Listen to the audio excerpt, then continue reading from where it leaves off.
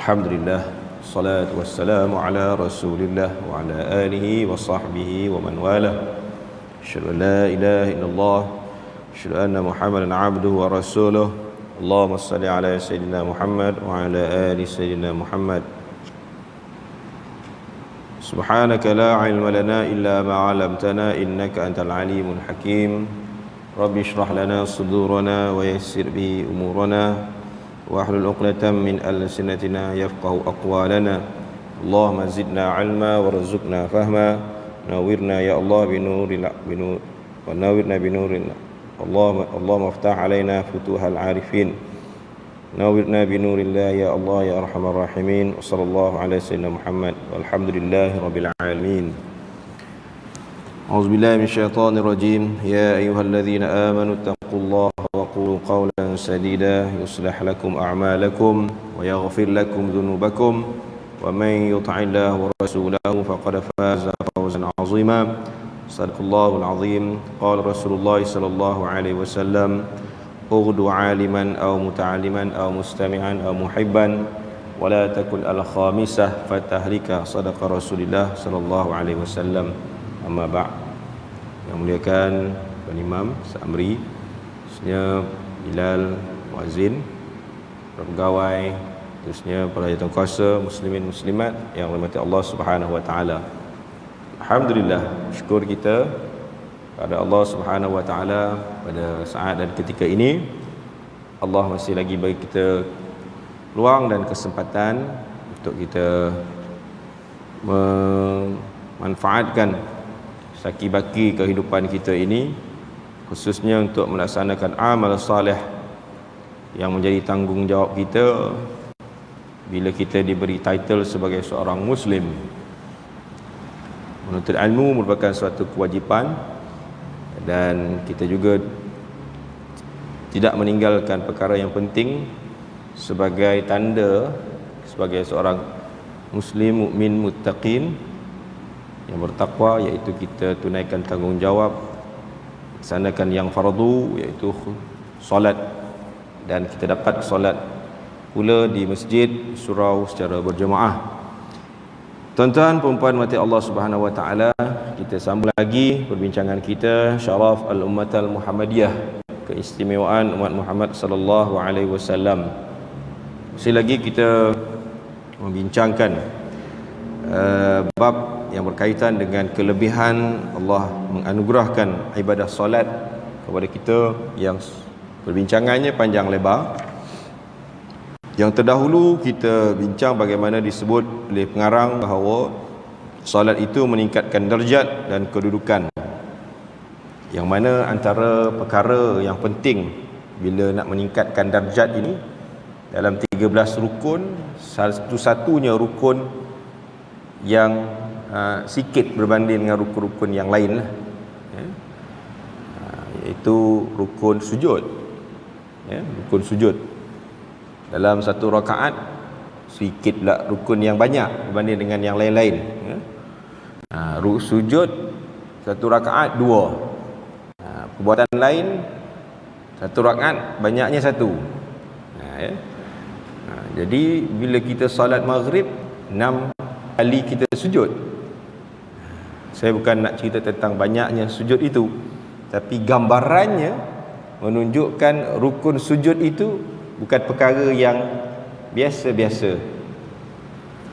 Sebab apa saya nak cakap benda tu bukan biasa-biasa? Sebab di kalangan sebahagian kita ambil mudah, sakit sikit kalau boleh nak solat atas kerusi, sehingga sebahagian para asatizah kita menambah lagi satu mazhab, iaitu mazhab solatnya mazhab kerusi, katanya begitu kan.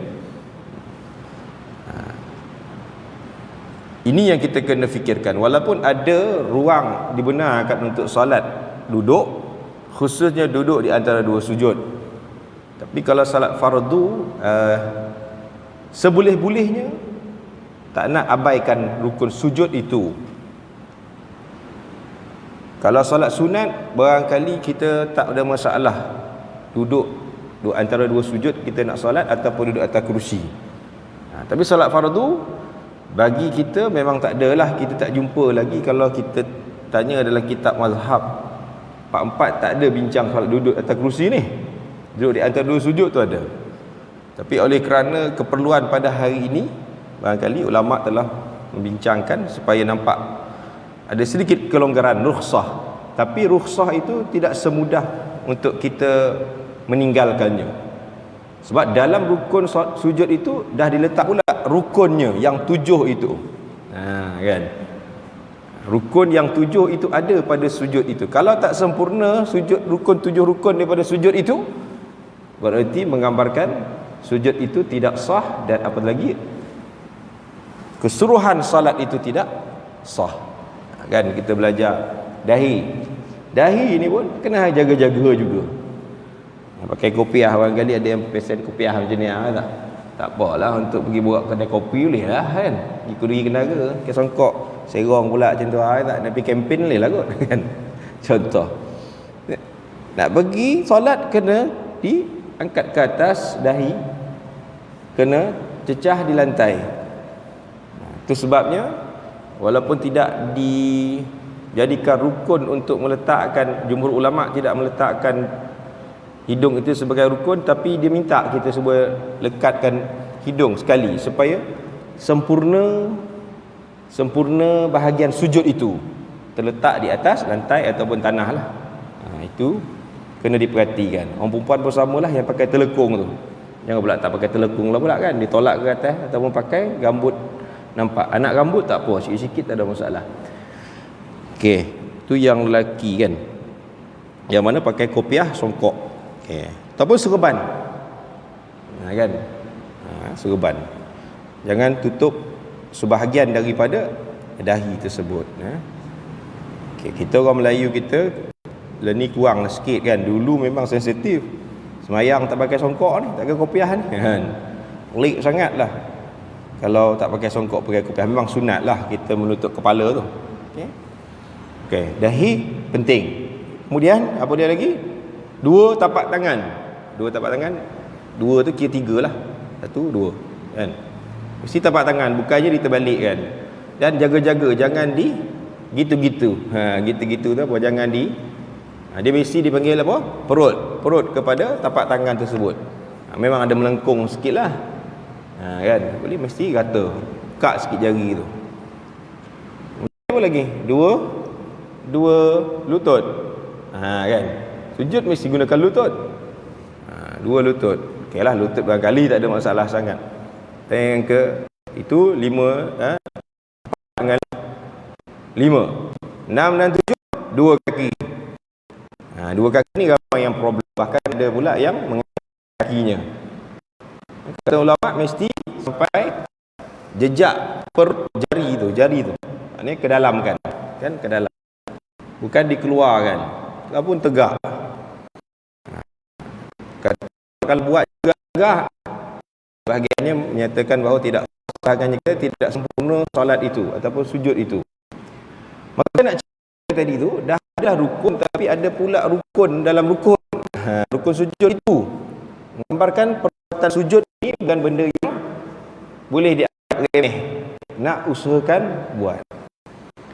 Tak boleh lipat, kita boleh angkatlah badan kita tu, tapi tak payah duduk di antara dua sujud. Lipatkan, kena duduk di antara sujud tu, lipat kan. Kita lipat. Tegak jelah badan tu. Ataupun ada yang kata dia nak sujud juga, kalau tak boleh lipat, dia tu bangun duduk atas kerusi pun boleh juga. Saya tak nak bincang lah, banyaklah pandangan-pandangan tentang solat atas kerusi ni. Tapi bukan terus-terus sampai ada kerusi terus duduk. Tu salah. Tu duduk. Sebab dia dah buat perbuatan yang tidak ada rukun dalam solat itu. Okey, itu cerita aja. Okey, ada yang masa duduk, dia kata duduk masa nak rukuk tu, masa nak sujud tu dia duduk, lepas tu dia rukuk, dia sujud. Kan. Adalah kita tengok macam-macam dalam YouTube tu. Okey, sedangkan kena rukuk dulu dan sujud dulu. Sujud itu lebih rendah daripada rukuk kan. Okey. Tapi seboleh-bolehnya mesti letakkan kepala, itu ceritanya. Walaupun ada orang tak gambar, dia buat tempat kerusi siap letak pula, ada pula macam meja kan, papan nak letakkan kepala kat situ. Tak betul. Siapa yang buat tu kau tanggung lah. Tanggung. Orang buat salah tanggung. Jadi kita kena ambil serius. Sebab bila apa? Bila Nabi sebut nak diangkat darjat tu, fa'akthiru minas sujud, maka banyakkanlah kamu sujud.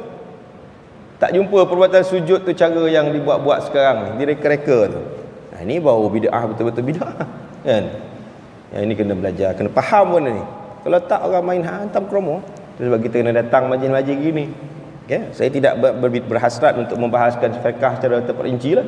Kita boleh tanya pada ahli je. Tapi balik kepada asas, kepada hadis ni, perbuatan sujud itu mesti diusahakan dapat dalam solat kita, khususnya solat fardu, ya. Dalam hal ini kita bincang juga perkara na'udzubillah lah kan. Kita tak jauh lah kan daripada disebut masuk neraka, tapi api neraka maksud dalam hadis bila sebut tak nak sentuh bahagian anggota sujud ni, kerana apa? Kerana dia tidak meninggalkan perbuatan sujud itu, ataupun dia buat sujud itu secara sempurna ketika melakukan solat. Kita tahu bahawa anggota yang dijaga tidak dijat api neraka adalah bahagian sujud. Itu menggambarkan bukan kita masuk neraka, tidak, tapi menggambarkan peliharanya solat, terpeliharanya solat itu dengan kita buat perbuatan sujud ini, kita selamat daripada terjerumus ke dalam api neraka. Dia memanglah orang cakap ustaz tak rasa sakit lagi, memanglah dia tu dia katakan kita cakap ni memang ya soal sakit tak sakit dia ada juga jenis sakit dia, kita lah yang tahu sakit tu macam mana. Sakit lutut tu sakit lutut tu yang macam mana, yang tak boleh lipat tu tak boleh lipat macam mana. Tapi bila ajak pergi berjalan, pergi makan angin kan, laju pula tu. Contoh kan. Okey, dalam hal solat beberapa second sahaja kita nak sujud tu, bukan lama mana pun, tak sampai seminit pun kan. Mungkin sekali je lah baca subhana rabbiyal a'la wa bihamdihi tu, kalau kerana sakit sangat ataupun waktu sujud sangat sakit, tapi waktu duduk di antara dua sujud, tamakninah je lah kan, tamakninah sekejap tu sujud balik tu naikkan. Dia kata tak boleh pula nak bangun, dia kata nak bangkit pula payah pula. Dia kadang-kadang kalau tak nak buat tu dia macam-macam seribu alasan tuan-tuan. Tapi kalau ada orang nak buat, dia akan bersungguh, dia akan pastikan juga dapat buat. Dia akan usaha, dia tahu benda tu benda yang serius, benda yang besar dari sudut ganjarannya, dan dia merupakan perintah Allah Subhanahu Wa Taala. Okey. Alright. Tak apalah tu kita tak nak bahas lagi, tapi kita faham dah bahawa jagalah kita dalam hal solat ini, khususnya solat fardu, perbuatan salah satu rukun iaitu sujud, yang mana Allah letak banyak berbanding dengan perbuatan lain, menggambarkan ia penting, menggambarkan ia satu benda yang bukan benda yang boleh diambil ringan. Baik, tuan-tuan perempuan mati Allah Subhanahu Wa Taala, perkara yang ketiga dalam hal keistimewaan, kelebihan akan solat ini, iaitu disebut di sini bahawa solat itu merupakan sebaik-baik perkara yang disyariatkan oleh Allah Subhanahu Wa Taala. Kita tahu solat ini nabi-nabi terdahulu pun buat, tapi sampai kepada Nabi Muhammad disyariatkan 5 waktu sehari semalam, dan itulah yang pertama sekali diperintahkan oleh Allah Subhanahu Wa Taala. Dan kita pun sering diceritakan bahawa dia tak diberi di bumi, tapi diberi di langit. Bila sebut perkara macam ni, cerita macam ni, menggambarkan ia bukan benda yang biasa-biasa, dia luar biasa. Walaupun ada orang persoalkan, soal lah juga kan, kenapa lah dia tu semayang tapi buat maksiat juga. Dia kena muhasabah lah. Kenapa solatnya, kenapa perbuatannya yang lain-lain dalam kehidupannya lebih teruk berbanding orang yang tidak solat lah pula. Orang tak solat lagi banyak baik hati dia kan. Saya pernah jumpa seorang kawan saya, belajar orang putih, belajar London lah, negara orang putih. Dia bawa keluarga angkat dia ke Malaysia kan. Keluarga angkat tu kawan Islam lah, umur 70 lebih, tapi jalan kambing gagah suami isteri. Orang putih ni pula kita masa tu baru tahu kan, Arab pun sama juga, tua-tua dia memang betul jalan pimpin tangan. Kita kalau boleh masa dah tua ni, makin lama makin jauh ke tak? Jauh. Baru kahwin dia baru pegang tangan kan. Tu ada orang cakap nak tahu berapa tahun dia kahwin, dia tengok jarak beza antara suami dan isteri berjalan kan. Kalau rapat sangat tu dalam tempoh 1 ke 3 tahun lah kot. Sebelum ada anak, kadang ada anak-anak pun dah mula dah jauh berjalan. Kata orang lah, betul-betul tak betul wallahu alam. Kalau dah tinggal 2 tapak tu, barangkali dah 3 tapak 4 tapak tu, mungkin dah 3-4 tahun dah tu.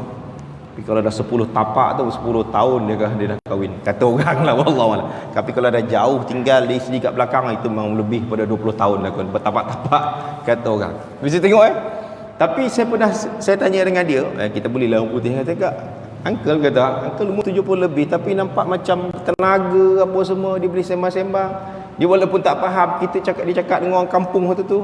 Cakap macam kucing dan anjing kan. Tapi dia gelak-gelak happy. Tanyalah apa petua dia kan. Dia tak semayang pun tak apa pun. Dia kata pertama yang paling penting dia kata, dia tunjuk dia. Hati dia kata, hat ni kena bersih, dia kata kena baik dia kata.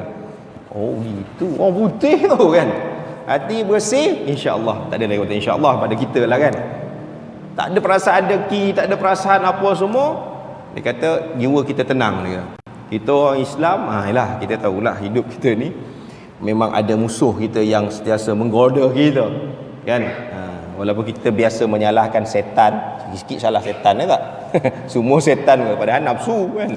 Nafsu ada juga kan mempengaruhi kehidupan kita ni. Tapi perasaan yang ada dalam hati tu macam-macam lah.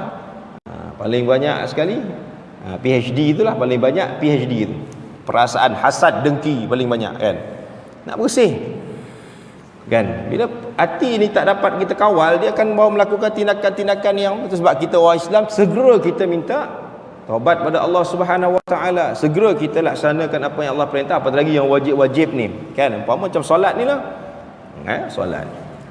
Jadi banyak masalah-masalah umat hari ni, khususnya umat Islam, tak berjaya kehidupan mereka kerana gagalnya mereka melunaskan ataupun di sudut ibadah solatnya. Kadang-kadang dia buat tapi tak sempurna, apalagi lebih malang dia langsung tak buat, ataupun buat macam tips semua, biskut, kejap buat kejap tak buat. Jumaat je, raya je datang, waktu lain tak ada kan. Tuan-tuan tanyalah kalau kawan-kawan kita ke siapa-siapa, barangkali kita pun sama kan. Kita pun sama ada. Dia mudah je separe dia tuan-tuan. Kalau kita ada masalah, kalau berpasangan lah, tengok masalah diri kita, tengok diri kita, muhasabah terlalu kan. Kadang-kadang tengok pasangan. Kalau orang perempuan biasa saya kata tengok pasangan. Macam mana kita pilih bakal suami kita dulu? Contohlah kan. Barangkali kita pun diuji. Sekarang baru sedar, alhamdulillah kan. Kenapa berlaku masalah-masalah rumah tangga? Kenapa berlaku masalah anak-anak kita? Contohlah. Tapi banyak. Sebab ada satu doa yang Nabi sebut dalam hadis dan elok dibaca, memang sunat Nabi pun baca sebelum salam. Satu benda yang kita tak sedar, iaitu kita ni banyak melakukan kezaliman ke atas diri kita. Tuan-tuan, zalim ni bukan sebab orang lain buat ya, buat jahat, kita buat. Zalim ni kita boleh kira zalim terhadap Allah Subhanahu Wa Taala, zalim terhadap agama, zalim terhadap diri kita, zalim terhadap alam yang alam apa benda yang dia ada alam lah, binatang lah apa semua. Tapi Nabi sendiri sebut manusia itu tak sedar yang dirinya dia zalim ke atas dirinya, bukan zalim biasa-biasa, zalim sikit-sikit, zalim yang banyak. Allahumma inni zalamtu nafsi zulman kathira. Ya Allah, sesungguhnya aku ini zalim ke atas diriku dengan kezaliman yang banyak. Nabi baca macam tu. Hadis dia dalam solat dia baca sebelum salam, selepas ayat akhir. Biasa kita baca Allahumma inna a'udzubika minal qabr kan. Minta lindung dari kubur, minta kubur dimati, neraka, minta lindung daripada fitnah kehidupan dan mati, minta lindung daripada kejahatan dajjal kan. Tapi ada lagi satu hadis. Itu doanya. Allahumma inni zalamtu zulman katsira nafsi. Allahumma inni zalamtu nafsi zulman katsira. Sesungguhnya aku menzalimi diriku dengan kezaliman yang banyak. Wala yaghfiru dzunuba illa anta. Nak ceritanya kita ni kena banyak minta ampun pada Allah Subhanahu Wa Taala. Walaupun dari segi bacaan yang lain kita minta juga. Dalam solat ni kita minta juga kan. Rabbighfirli, duduk di antara sujud kita 8 benda tu kan. Ada 3 daripada 8 tu 3 yang sebut tentang ampun, maaf kan. Rabbighfirli tu satu, warhamni, rahmati tu minta rahmatlah, minta barangkali maaf juga. Akhirnya last kali hujung tu wa'fu anni kan, minta maaf juga pada Allah Subhanahu Wa Taala. Kita mintalah ketika dalam sujud. Memang itu sunat baca kan, diajar juga. Tapi ini doa khusus menyatakan kerendahan kita kepada Allah Subhanahu Wa Taala dalam solat. Barangkali kita boleh baca benda ni dan boleh bagi fokus. Kita minta sambil kita baca, kita fahami maknanya. Wala yaghfiru dzunuba illa anta, dan tiadalah pengampunan itu datangnya melainkan daripada-Mu. Ya Allah, daripada-Mu. Faghfirli, maka ampunkanlah dosaku, maghfiratan min 'indik, keampunan itu datangnya daripada sisi-Mu. Warhamni, dan rahmatilah kami, innaka antal ghafurur rahim, sesungguhnya Engkau Maha Pengampun lagi Maha Mengasihani. Okey, berapa kali kita ulang perkataan maghfirah ni? Banyak kali kan? Menggambarkan seolah di situ juga kalau kita kekurangan dalam solat kita daripada angkat takbir tadi, mudah-mudahan sampai sebelum salam ni apa yang kita buat kalau ada kekurangan Allah boleh ampunkan, terimalah solat kita itu. Cari doa ni. Okay, Google. Hafal, jangan tak hafal. Kali ada yang tak berapa nak tahu benda ni. Saya pun tahu tapi kadang tak sampai. Kadang-kadang kita datang tiba-tiba kan. Setelah kita baca hadis, baca apa semua. Ya. Allahumma inni, senangnya apa? Zalamtu nafsi zulman katsira wa la yaghfiru dzunuba illa faghfirli maghfiratan min 'indik warhamni innaka antal ghafurur rahim.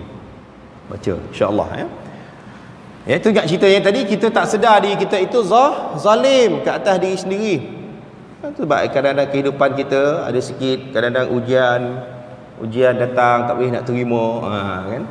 Tak apa lagi kalau musim-musim Covid ni kan. Saya ada sebut kena Covid ke tak kena Covid ke. Kalau kena Covid tu kadang-kadang tak boleh nak terima, kena juga keluarga aku. Contoh dia tak. Susah tak boleh nak terima, nak kena kuarantin dekat rumah. Betul. Kita usaha Covid ni dengan ambil vaksin lah kan, usahanya. Dia kena Covid ke tak kena Covid ke, biasa orang sebut benda-benda ni, dia takutnya bendanya dia melibatkan mati. Itu yang takut tu. Kan?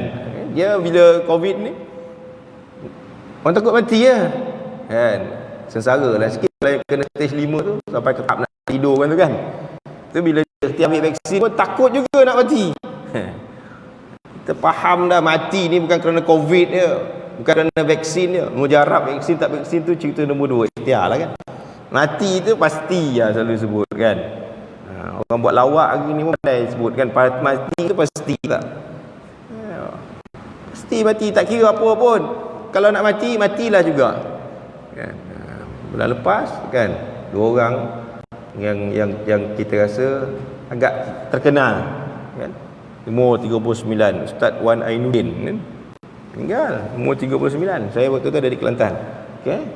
Lepas tu beberapa hari lepas tu dengar pula pengarah, pelakon apa semua. Muhammad Khalid lah pula 58. Kan? So, apa lagi tu? Kedua-duanya tak ada kaitan pun dengan Covid. Tak ada. Mati. Ya. Itu maknanya kita faham takdir qada daripada Allah Subhanahu wa taala. Okey, inna lillahi wa inna ilaihi raji'un kan. Kullu nafsin dha'iqatul maut. Banyaklah cerita-cerita tentang kematian. Sebab kita kena kuat. Lawan kena kuat apa? Persiapan kita bila diuji sedemikian. Ya?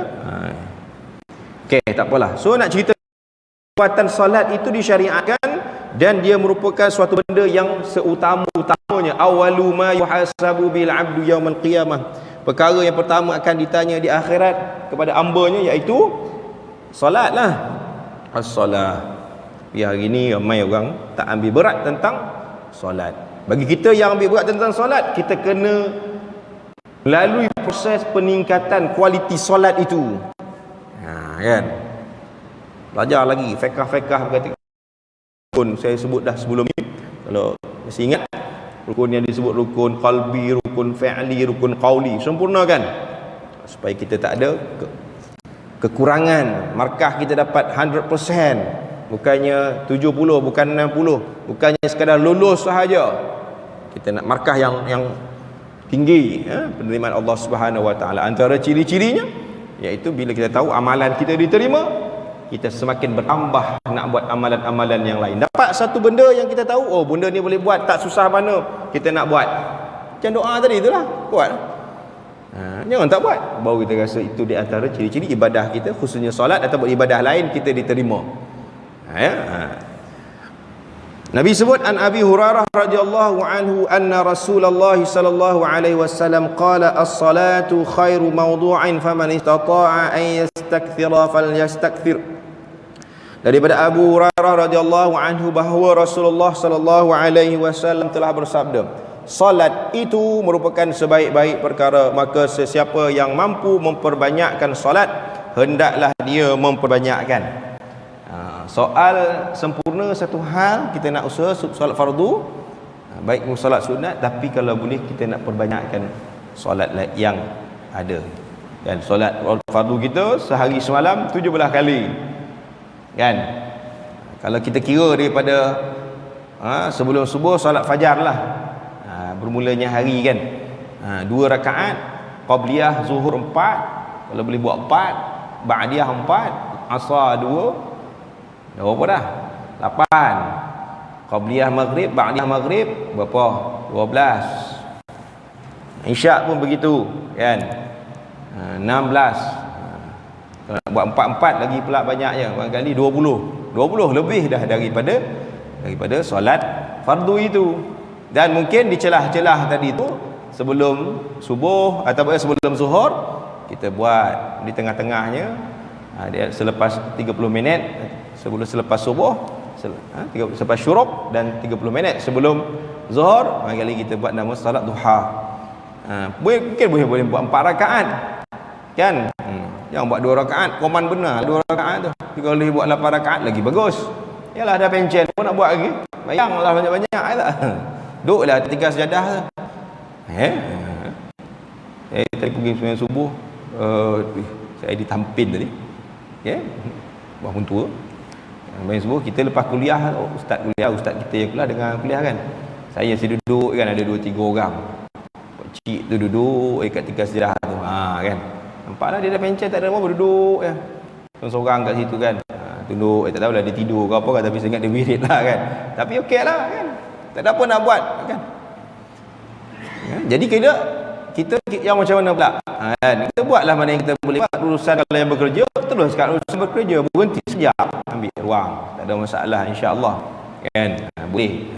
Kalau jenis kita tahu menguruskan kerja kita dengan baik, bolehlah kita buat. Dia solat 2 rakaat ni tak perlu, 4 rakaat ni tak perlu cari surah pun. Kita tahu solat sunat atas kerusi boleh tak, asalkan ada wudu.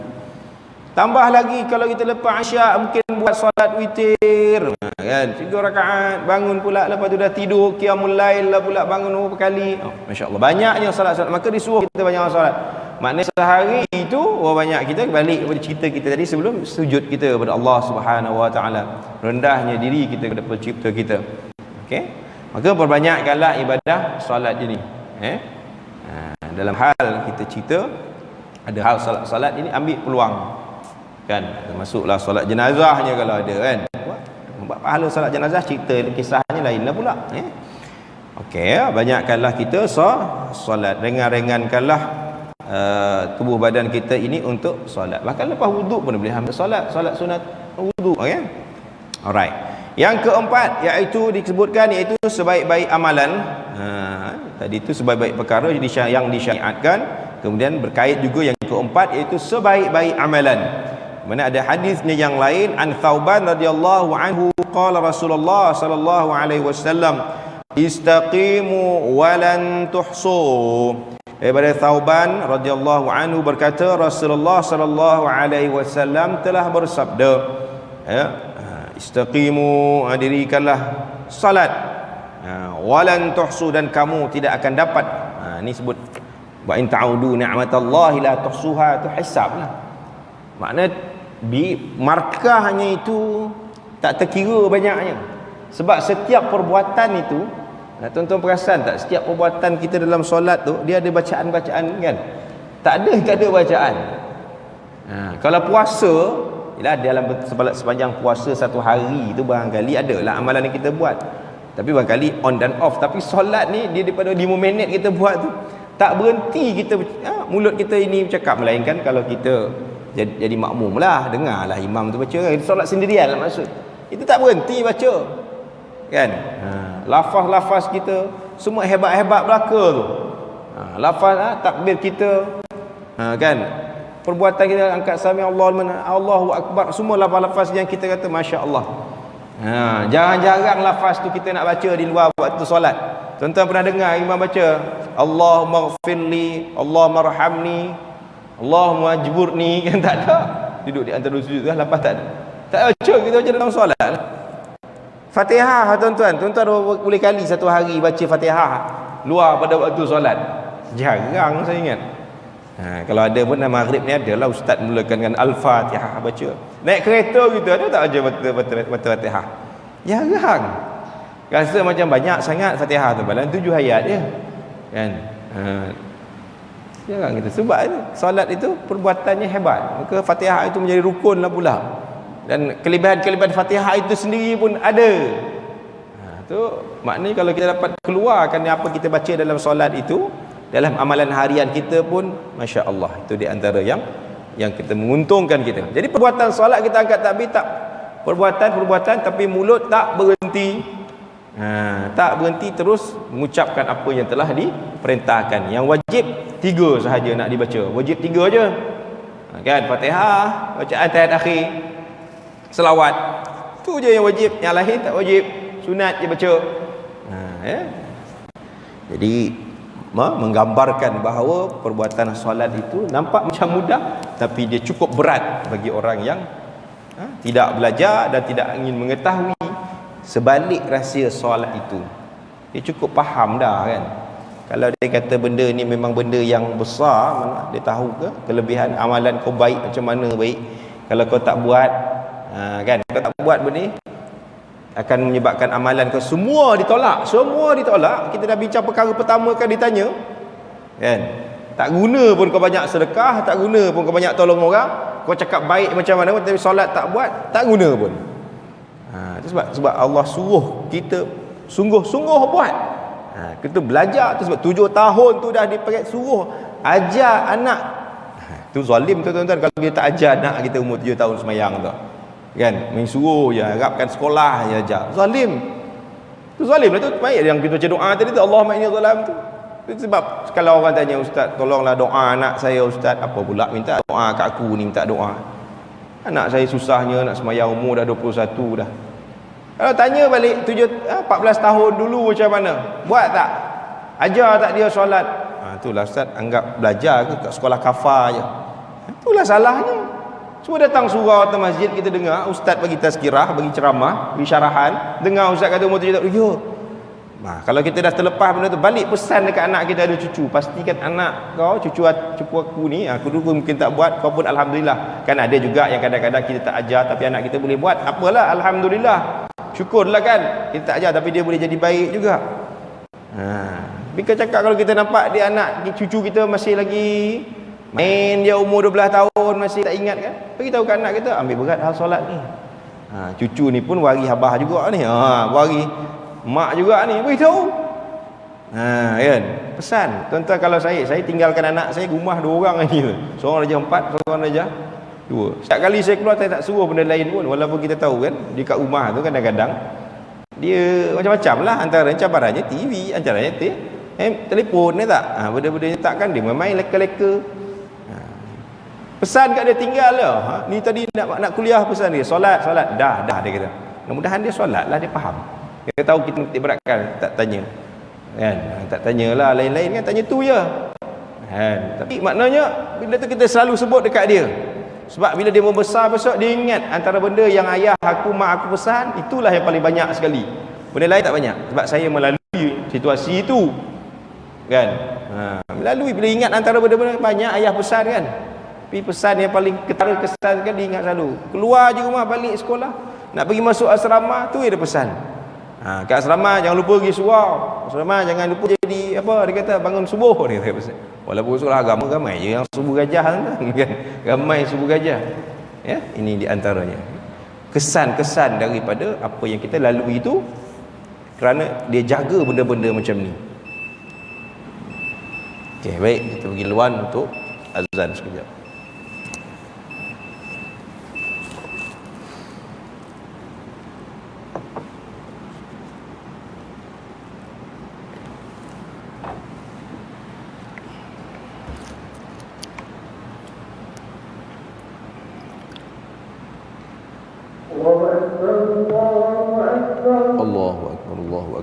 Bismillahirrahmanirrahim. Allahu Akbar,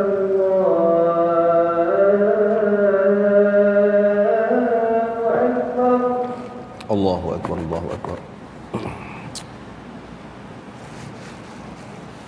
Asyhadu an la ilaha illallah. Asyhadu an la ilaha illallah. Asyhadu an la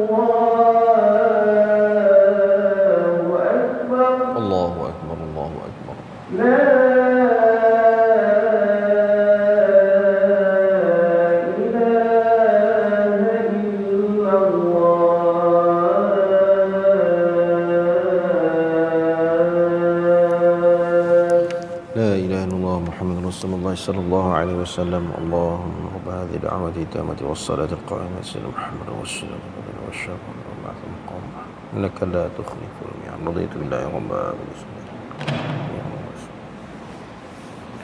Okey. Dalam riwayat yang lain pula, wa fi riwayatin istaqimu tuflihu wa alamu anna khaira a'malikum as-salah wa la yuhafizu 'ala al-wudu'i illa mu'minun. Yang bermaksud, dirikanlah salat, nescaya kamu akan mendapat kejayaan dan kemenangan. Azan pun disebut hayya 'alas salah kan.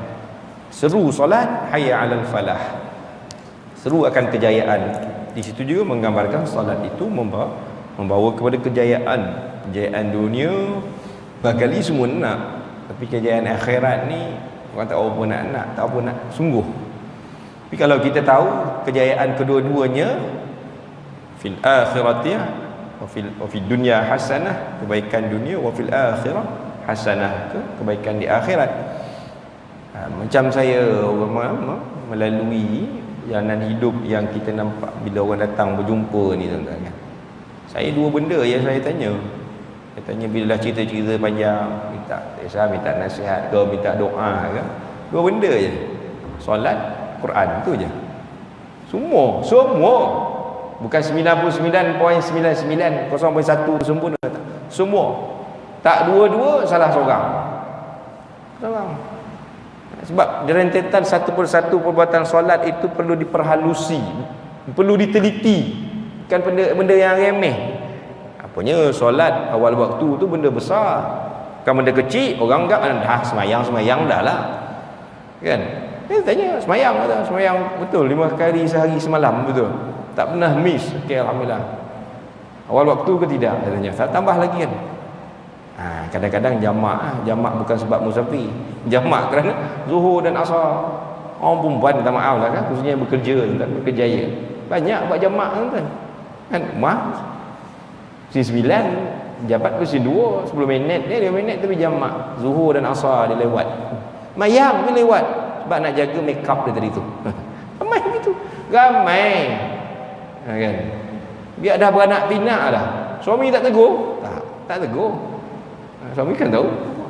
Kadang dah terbiasa kat rumah, biasa yang lewat-lewat tu, nak cerita nak sempurna tu tak kira balik dah soal ambil wuduk lagi sempurna ke tidak. Cerita khusyuk jangan ceritalah kan.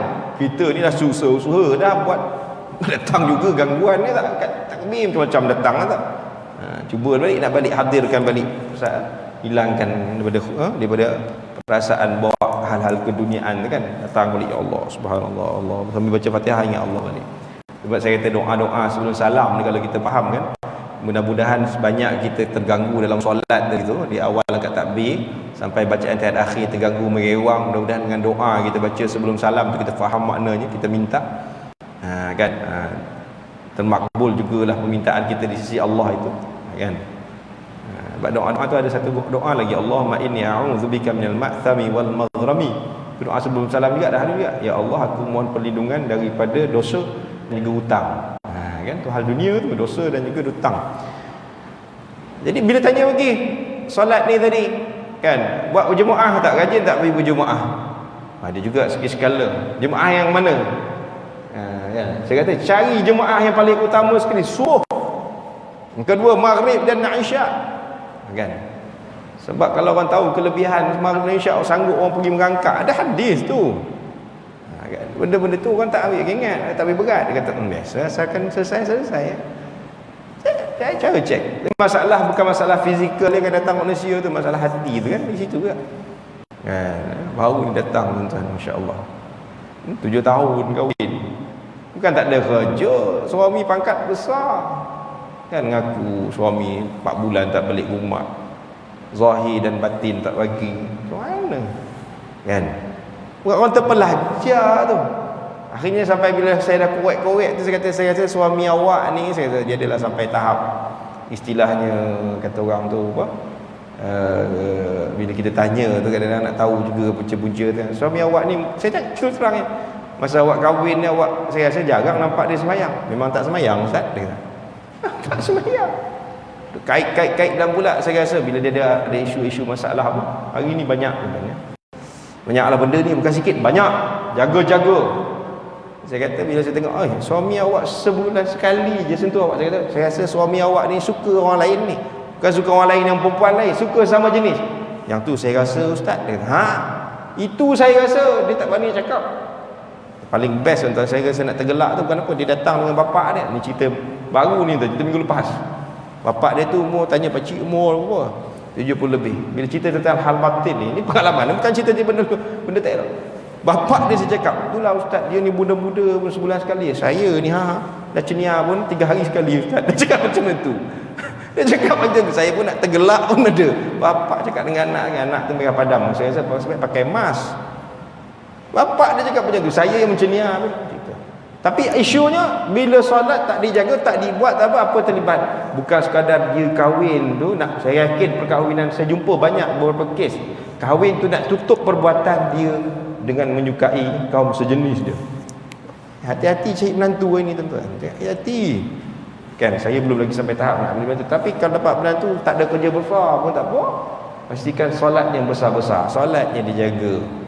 Kan bukan tengok canggut ni yang panjang. Kan? Tak semestinya tanya, perhatikan ibadat. Penting tanya keturunan dia tu kan, tengok keturunan macam mana apa semua.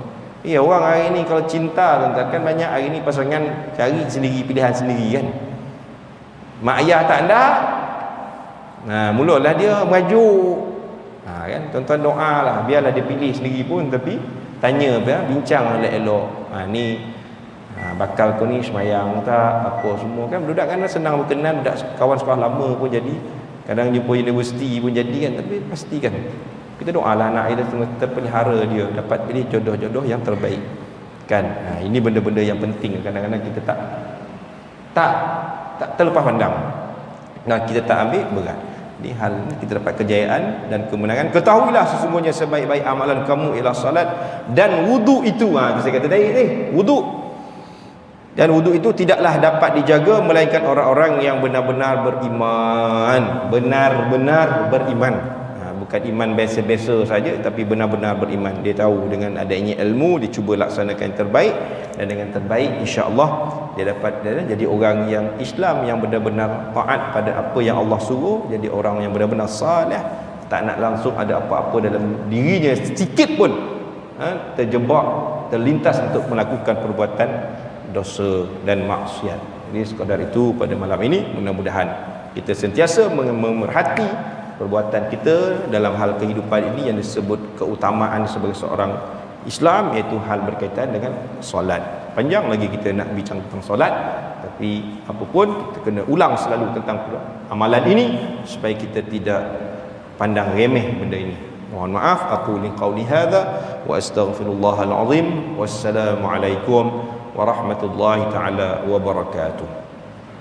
أعوذ بالله من الشيطان الرجيم. بسم الله الرحمن الرحيم. الحمد لله رب العالمين، والصلاة والسلام على أشرف الأنبياء والمرسلين وعلى آله وأصحابه أجمعين. اللهم اشرح بالقرآن العظيم صدورنا ويسر به أمورنا وعظم به أجورنا وحسن به أخلاقنا ونور به قلوبنا وقبورنا يا الله يا أرحم الراحمين. وصلى الله على سيدنا محمد وعلى آله وأصحابه أجمعين والحمد لله رب العالمين.